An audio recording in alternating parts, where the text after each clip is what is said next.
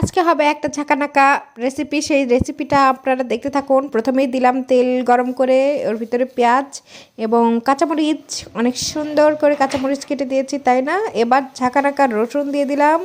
এই রেসিপির আসলে প্রধান উপাদান হলো রসুন আর টমেটো। বাসায় যদি থাকে, এখন তো টমেটোর দাম বেশি, তাহলে টমেটো দিয়ে দিবেন। এই তো ঝাঁকানাকা শুটকি, লইট্টা শুটকি আমরা পেয়ে গেছি, আমরা দিয়ে দিলাম। তো লইট্টা শুটকির ভুনা, এটা আপনারা খাবেন, অনেকে অনেক রকম করে করে, আমি এভাবে করি, আপনারা এভাবেও করে খেতে পারেন। তো অনেক সুন্দর হয় এই রেসিপিটা আসলে।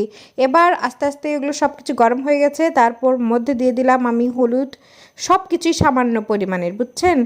তো হলুদ, লবণ আর একটু তারপরে বলতে মরিচের গুঁড়া। তারপরে একটু পানি দিয়ে একটু ভুনা ভুনা করে নেবেন, যে যেরকম ভুনা খান সেরকম ভুনা করে নেবেন। তো দেখতে থাকুন। আসসালামু আলাইকুম।